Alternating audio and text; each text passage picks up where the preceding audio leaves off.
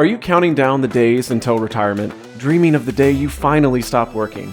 What if retirement was never meant to be about what you're leaving behind, but about what you're stepping into? In today's episode, we'll explore what a biblical worldview of retirement actually looks like. Let's get some perspective.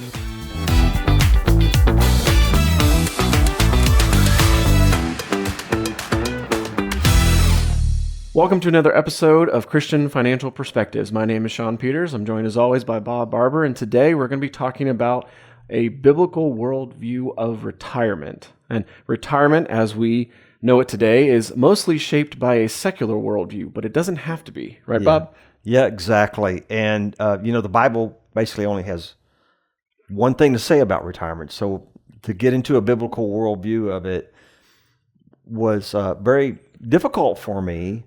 But I've had a lot of good mentors over the years, through Kingdom Advisors. But yeah, I think so why the Bible doesn't speak a whole lot about it. A Christian needs to live a biblical worldview in every area of their life, pre-retirement and post-retirement, including in all those retirement years. And the retirement years can truly be a good time, Shawn, about serving, helping, and mentoring others with all the mistakes now that we know that we can, mistakes equal knowledge, by the way. And so, and we mentioned this in, I believe, the last episode when we were talking about on work, but the word retire appears only once in the Bible. Yeah. So looking at it from a biblical worldview is difficult, yet necessary, since it's become such a part of everyday life over really just the last 80 to 90 years. It seems like is kind of the peak, right? It was basically made up the idea to the American way, and we're gonna go over that. But like you say, there's only one place in the Bible that retire appears, and that's in Numbers 8:23 through 26. So let's look at that, kind of break that down. I'm gonna have you read that. Sure. And then I have a comment on this I want to make. Okay. So like Bob said, Numbers 8, verses 23 through 26. The Lord said to Moses, "This applies to the Levites. Men 25 years old or more shall come to take part in the work at the tent of meeting. But at the age of 50, they must retire from their regular service and work no longer. They may assist their brothers in performing their duties at the tent of meeting, but they themselves must not do the work. This then is how you are to assign the responsibilities of the Levites." It's really interesting. We never want to take Scripture out of context. Sure. But by the way, I'm not a Levite as far as I'm aware. Yeah, gotcha. So you'll say in one thing is saying at the age of 50 they must retire from the regular service, but then right after that, what does it say? It says they should assist. Yeah, that they may assist. Right. And in context, they're still working. Yeah. But it's in a very different way. And I think this points out that people my age, I'm about to be 64. By the time this comes out, I will be 64. Well, Bob, it's supposed to be 50. You're supposed to retire at 50, right? Yeah. To assist the next generation. And I can see where this is coming from. Mm-hmm. Looking at, I know, Shawn, when I was 45, or your age, which is what? Younger than 45? Yeah, younger than 45. I had a lot more energy. Mm-hmm. And I can see where this makes sense from a scriptural point of view, that as you get older, you really you don't have the physical and the mental energy that you had at a younger age, that the body starts to wear out, and the stress that comes with that. So focusing more on assisting the next generation rather than still taking on all the stress and full weight of the primary work. Which is, you can see what I've done right here at Christian Financial Advisors. Yeah. I'm you aware. Know that. I'm very aware. Yeah. You're very aware of that. So when we think about retirement, we have to look at, remember the last session that we had was on the biblical worldview of work, and we have to think about that retire appears once, but work appears over 500 times. 500 times, and I have three passages that I really think speak into the importance of work. Sure. Starting with Genesis 2, verses 15, the Lord God took the man and put him into the Garden of Eden to work it and take care of it. And a reminder for those who maybe didn't watch or listen to the last episode, that occurred before sin, so before the fall of creation. And I would emphasize that somebody go back and watch that. Yeah, I would recommend or it. Listen to it, yeah. We're slightly biased that we think you should go watch or listen to it, but And then our next one, Ecclesiastes chapter 3, verse 22. So I saw that there is nothing better for a person than to enjoy their work, because that is their lot. For who can bring them to see what will happen after them? Mm-hmm. All right. And then Colossians chapter 3, verses 23 through 24. Whatever you do, work at it with all your heart, as working for the Lord, not for human masters, since you know that you will receive an inheritance from the Lord as a reward. It is the Lord Christ you are serving. You would kind of put retirement in the place of that, couldn't you? Exactly. Whatever you do in retirement. Yeah, in retirement, do it as if you're working for the Lord. Yep. Yeah.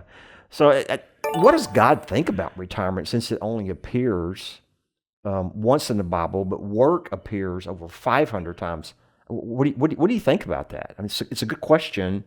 Well, it's a very the average attitude, or the typical attitude, it seems like, towards retirement is kind of almost the opposite of what God talks about, especially like when it comes to work and why we work in the first place. Yeah. So for Christians, retirement can be about serving either our own agenda or God's agenda. Yeah. Increasing Amen. our service to God and to others. And I think that Christians should desire to do the latter, not about our agenda. Because when we're all about ourselves and it becomes all about us, which retirement can do that, what happens is we become devoid of significance in our lives. And really, if we don't have a purpose during retirement, we can become depressed. Yeah. And Shawn, I know there's been a lot of studies that have shown that when people have retired and they don't have a purpose besides, I go play golf, and there's nothing wrong with playing golf. No. Or I go, just hang out and go to the ball game and go to the beach and whatever it might be. If you don't have any real significance or purpose, it significantly increases depression. Like the rates of it. And I've seen it. I work with a lot of retirees. Probably the majority of who I work with are retirees. And those that are not doing what God has called them to do, they're kind of down. They're not as excited about life. Yeah.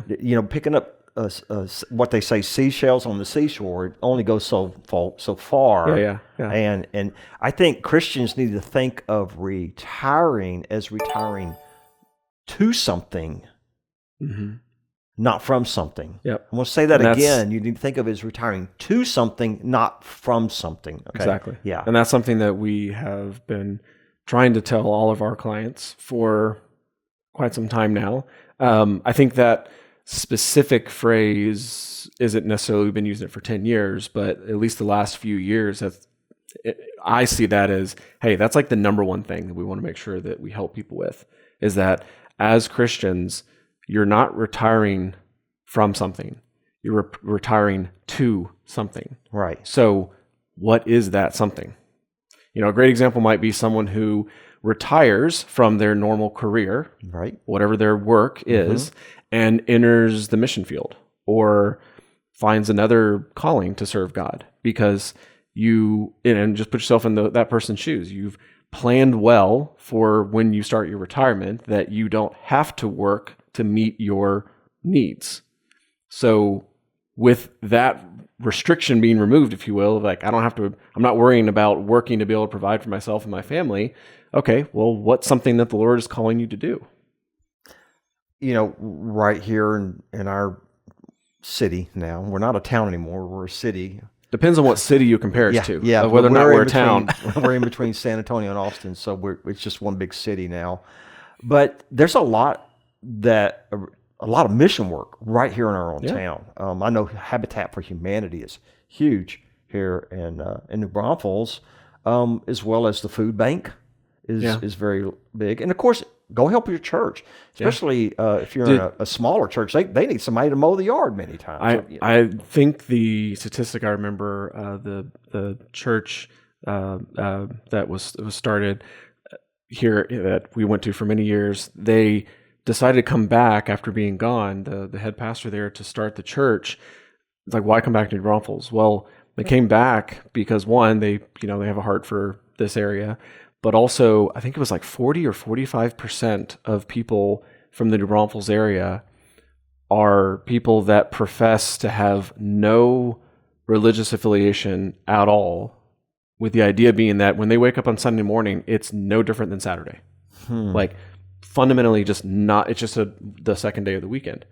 And so there's obviously right there, like there's a large potential of, hey, if you're retired and you're in this area, well, maybe find a way to connect with and reach those people that don't go to church at all. Like they're not even thinking about going to church. I can't imagine that because that's where so much of my social is. Yeah.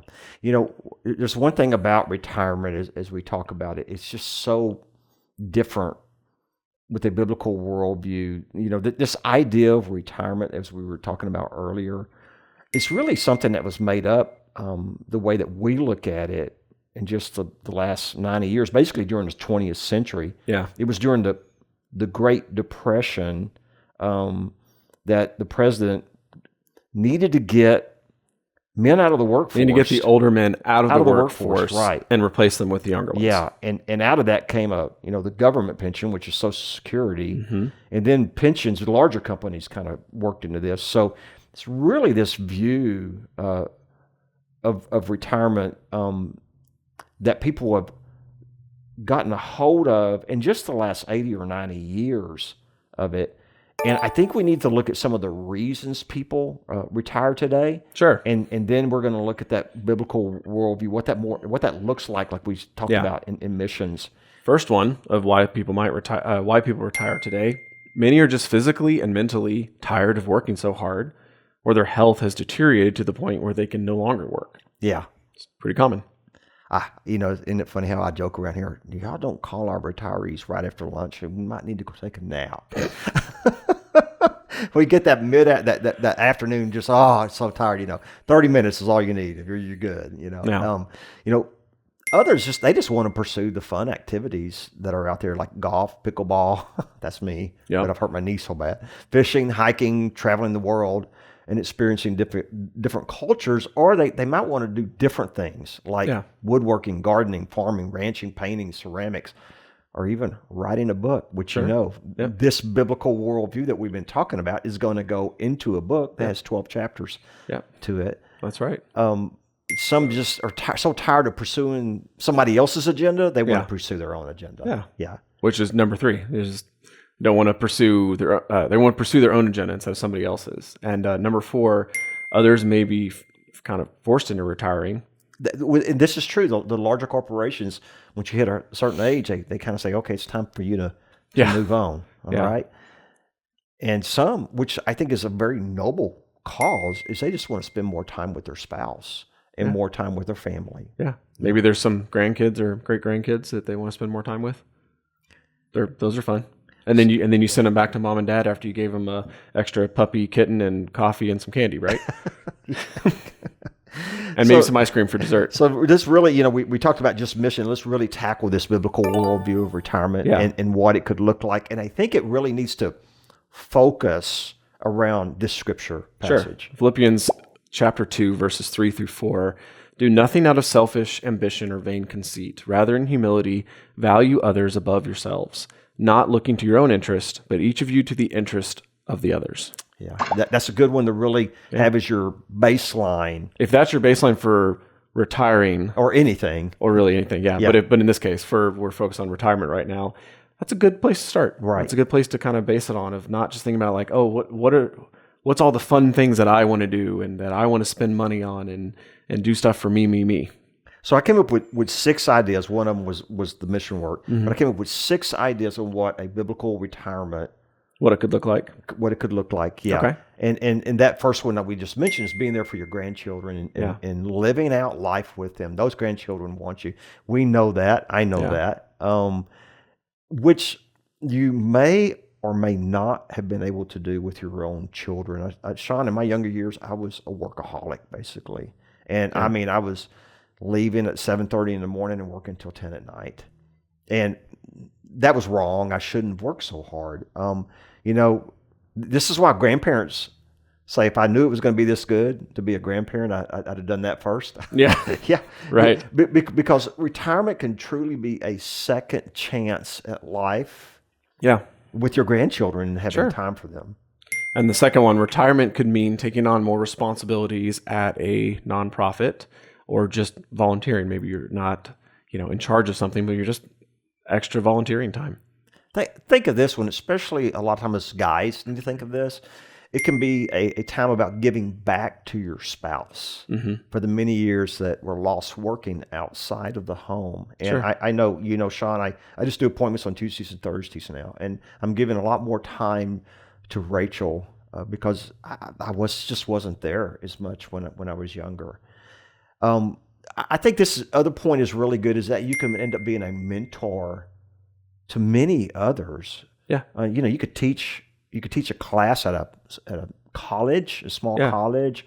Depending on what your work experience was, right. there's a lot of different ways that you could maybe be a mentor, like within that space. Like, well, you've had a lot of knowledge and experience in it, so help other people, even if you're not getting paid for it. Or just something you like. I remember my father-in-law, that when he retired from the military, he went to teach history. He loves history. Yeah. And he went to teach history at Texas State down the road from us, and he really enjoyed that. Yeah. Yeah. And number 5 could be working in missions, even in your own town. Examples: Habitat for Humanity, local food bank, volunteering at hospital or nursing home to help the sick and forgotten. And they are forgotten. Yeah.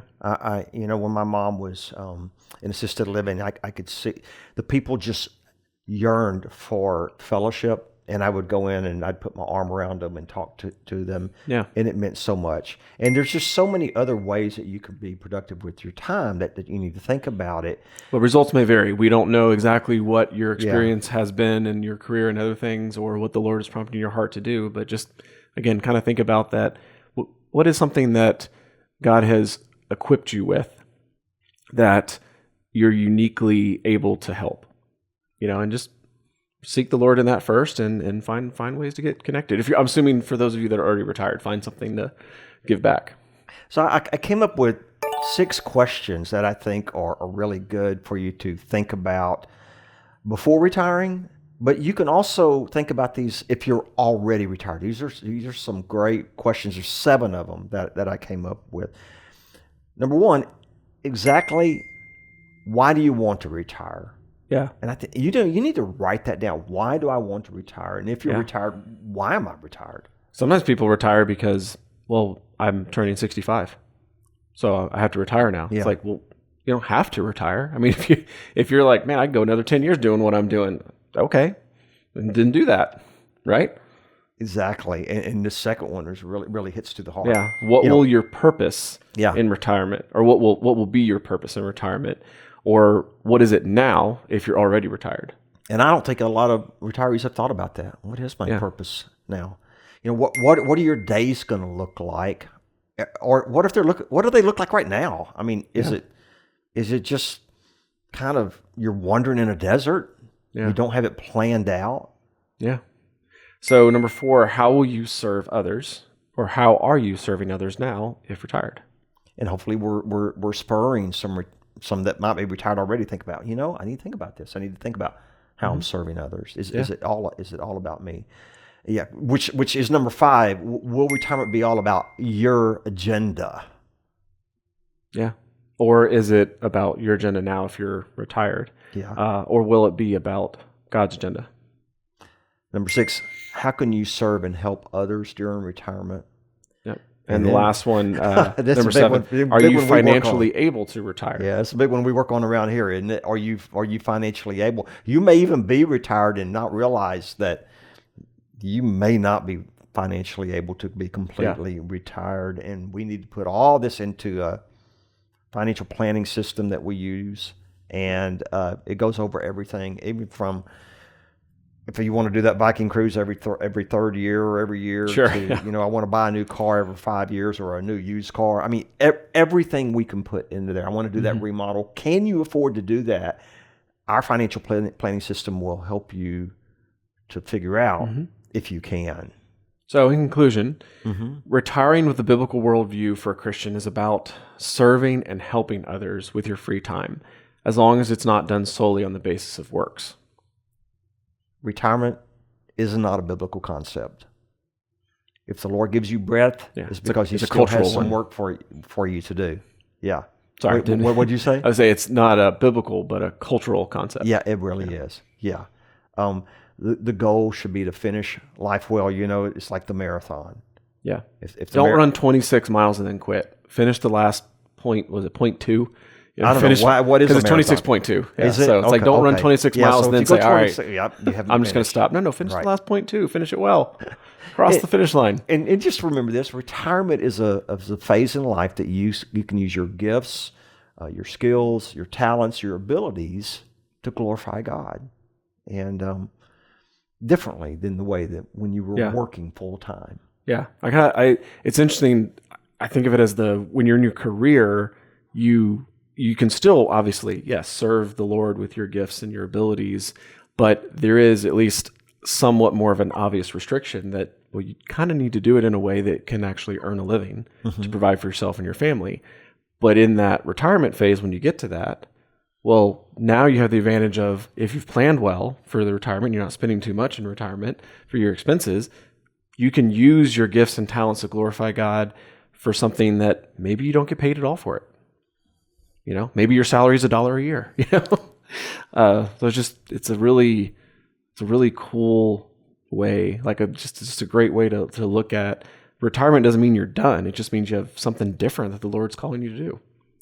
You can tell we really want your retirement to be one of purpose and glorifying God. Yeah. And we can help you here at Christian Financial Advisors do this through biblical studies, through utilizing a biblical worldview for money and wealth, putting everything into a financial plan. Yeah. That's an ongoing financial plan. Our financial planning program and system also is one that utilizes, you're involved in that. Right. So you can go into that even yourself and put in different scenarios. Mm-hmm. We can help you put that all together here at Christian Financial Advisors, and we're a fiduciary-based advisor. And if you would like to talk about that from a biblical perspective and a worldview, give us a call at 830-609-6986. You can text that number as well during business hours, or check out our website that Shawn has done such a great job of putting together. Sure. ChristianFinancialAdvisors.com. Love to hear from you. If you're on one of the platforms, YouTube, whatever, feel free to comment, or otherwise use our phone number, use our website, and send us your thoughts, comments, suggestions, or reach out to schedule an appointment. Love to hear from you. And as always, thank you so much for tuning in, and God bless. Thank you for watching. If you want to see more videos just like this, make sure to subscribe, turn on notifications, and like this video. If you have questions, you can visit our website, call, text us, or comment below. See you next time.